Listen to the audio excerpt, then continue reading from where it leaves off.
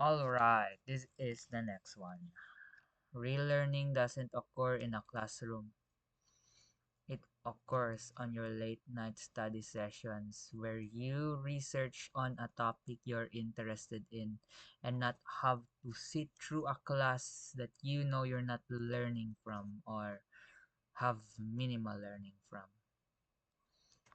At least that's how I see it. You see, in a classroom, we are forced to sit 9 hours, almost 9 hours, listening to teachers who probably doesn't want to be there. We'll be happy if the teacher is someone who wants to be there because they'll actually present the things that they want to talk about in our school curriculum with the utmost precision of someone who actually want to teach. But some of our teachers, most of our teachers just wants to say things, be done, make activities, and lo and behold, craft a grade. That's what I feel. That's what I think they are doing. And probably if it's right, well, I can only assume it's right because that's how others also see that them.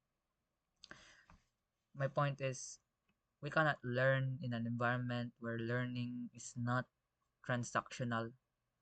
I mean, I get it. I am a student. I have to learn. I have to get the things that I have to get to the things that is in the textbooks and actually answer them right in the activities and quizzes. That's the role of a student. And I don't know what other role that a student might have, but we are also a human being. Human beings does not sit in a classroom. They gaze nature, they gaze at the things up above and wonder why things work. I don't learn that much in classrooms. If I have the chance, I would absolutely not be there, at least on the topics that I absolutely find no reason to be in, but somehow is, of course, necessary for my own well being and development.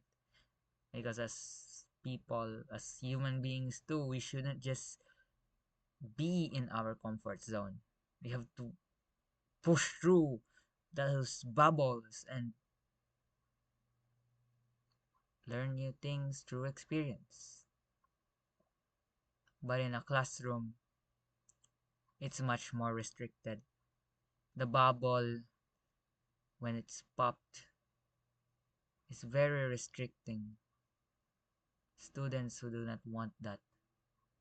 Students who thinks other that if you be curious that they just do more things like it happens when you're too curious about one thing, then the whole class discussion erupts in wonder.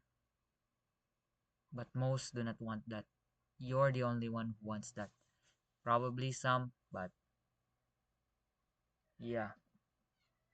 But even then, learning cannot just be in that sense. Learning should just exist without other things stopping it. I mean, it is what it is. Education is a privilege, and it is the lack of challenges that makes it possible.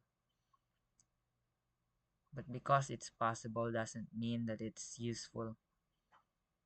Just because that it is happening doesn't mean it is effective.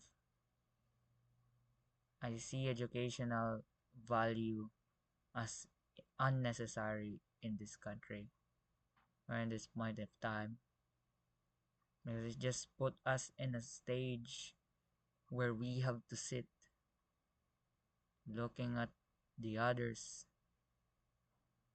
feeling the pressure, the unwanted pressure.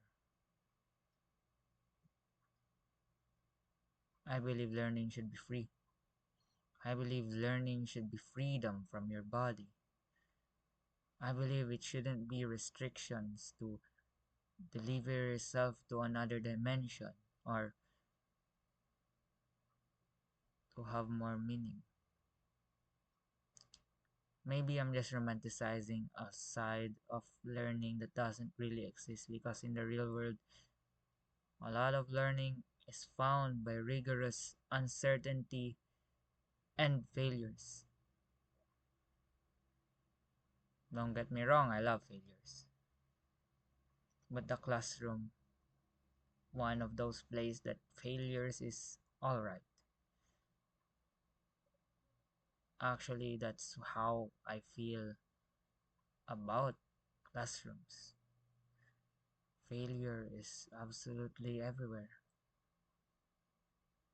Not with my classmates, because they're absolutely beautiful and absolutely great at things. I'm the one who's failing every time, and I think that's alright. Because even if I fail, I know I will learn. And when I learn, I find myself in another dimension. Even then, if I find myself in another dimension, that doesn't mean I cannot learn more. I can learn more, I can get more into the higher dimension if I just don't sit there listening, trying to answer the question while they wait for others. Because I don't like waiting.